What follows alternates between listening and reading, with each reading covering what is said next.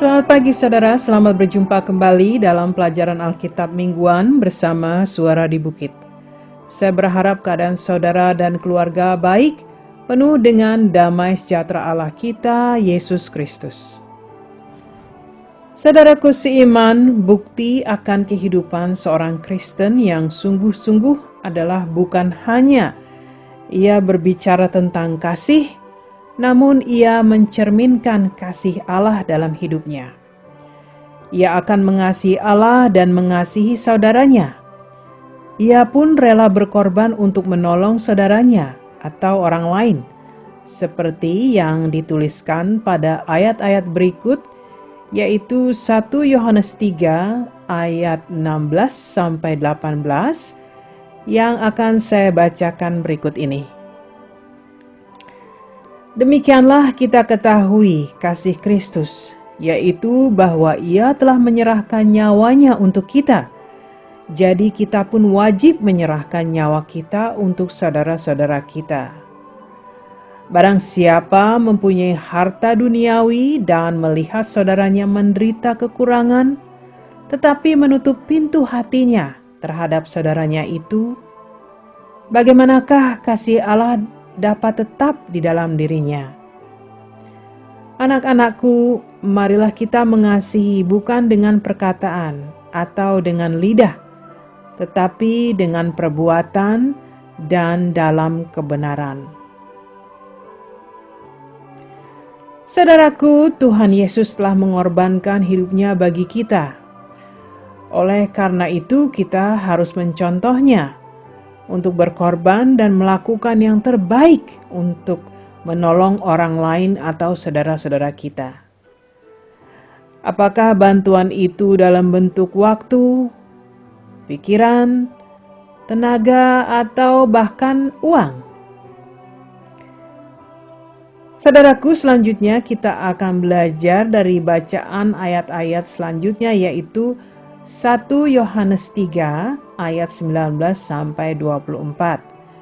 Kalau saudaraku memegang Alkitab sekarang, mari kita baca bersama, yaitu 1 Yohanes 3 ayat 19-24.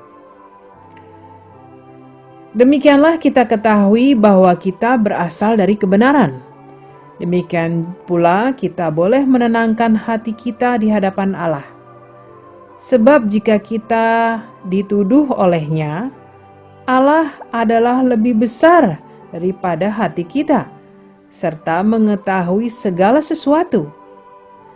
Saudara-saudaraku yang kekasih, jikalau hati kita tidak menuduh kita, maka kita mempunyai keberanian percaya untuk mendekati Allah. Dan apa saja yang kita minta, kita memperolehnya daripadanya, karena kita mengikuti segala perintahnya dan berbuat apa yang berkenan kepadanya. Dan inilah perintahnya itu, supaya kita percaya akan nama Yesus Kristus, Anaknya, dan supaya kita saling mengasihi sesuai dengan perintah yang diberikan Kristus kepada kita. Barang siapa menuruti segala perintahnya, ia diam di dalam Allah, dan Allah di dalam dia.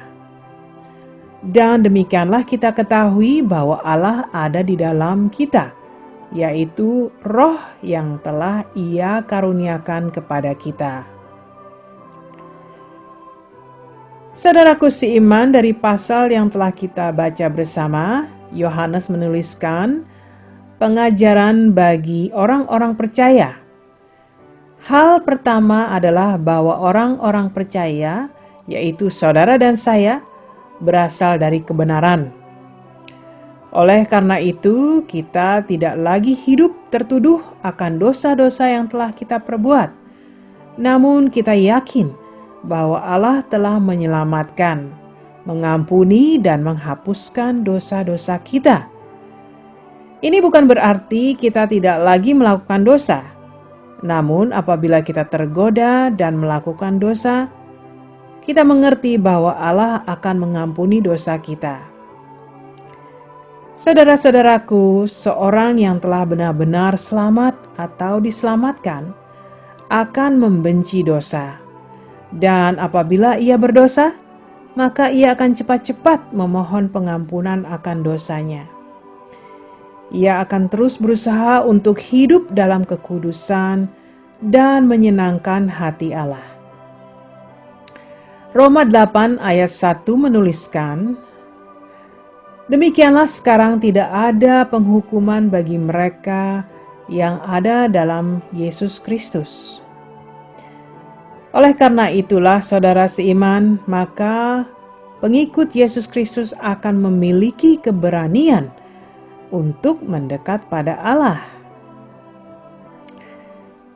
Hal kedua adalah karena kehidupan orang-orang percaya selalu mengikuti perintah Tuhan, maka Tuhan akan memberkati dengan menjawab doa-doa mereka sesuai dengan rencananya yang baik.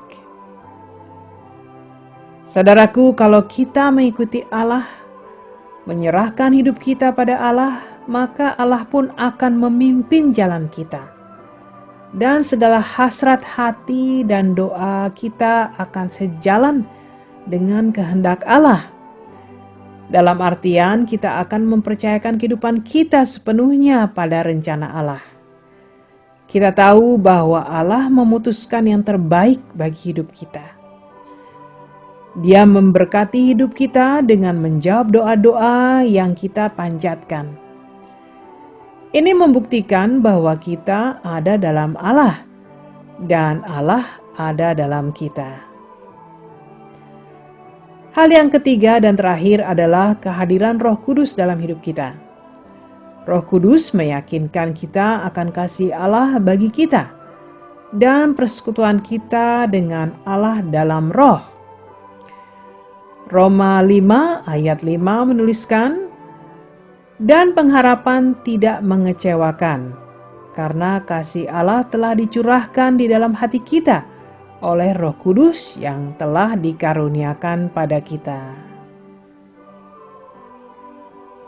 Saudaraku, kita yang telah dibenarkan, maka hidup dalam damai sejahtera Allah yang memberikan pengharapan bagi kita dalam kuasa Roh Kudus. Jadi dalam segala hal, segala situasi yang kita hadapi, kita akan beroleh kekuatan karena ada pengharapan kasih karunia Allah bagi hidup kita. Sangat jelas sekali bahwa pasal ini menunjukkan bukti-bukti akan kasih Allah dalam hidup orang-orang percaya. Dalam artian barang siapa yang mengimani, mengasihi, mematuhi Allah, dan ada kehadiran Roh Kudus dalam hidupnya, hal ini membuktikan bahwa ia benar-benar diselamatkan, bahwa ia benar-benar selamat. Sekarang, apakah saudara benar-benar yakin bahwa saudara telah diselamatkan? Apakah masih ada keraguan di hati saudara bahwa Tuhan telah mengampuni segala dosa-dosa masa lalu saudara, betapapun gelap dan pahitnya? Saudara seiman, kedua pertanyaan ini sangat penting sekali untuk kita jawab. Karena kalau kita yakin benar akan kasih Allah yang telah Dia curahkan dalam kuasa Roh Kudus bagi kita, maka kita akan hidup bebas dalam kekudusan dan hidup dalam damai sukacita Allah. Saudara, saya sangat berharap dan berdoa agar apa yang telah kita pelajari akan memberikan pencerahan iman bagi saudara, karena hal itulah yang saya alami. Saudaraku, kasih Kristus sangatlah besar, berkuasa, dan tidak akan pernah berakhir bagi kita yang mau percaya. Mari saudaraku, mari kita berdoa. Allah Bapa di sorga, kembali kami datang padamu dalam pimpinan Roh Kudus. Kami mengucap syukur akan kesempatan indah ini untuk mempelajari dan menikmati kehadiran-Mu Tuhan. Kami bersyukur atas kasih-Mu, Bapa, bagi kami. Ajari kami untuk tekun dalam mendalami firman-firman-Mu. Biarlah Roh Kudus akan terus memelihara nyala api cinta kasih kami padamu Bapa, yang kudus dan agung, dan kasih kami pada saudara-saudara kami.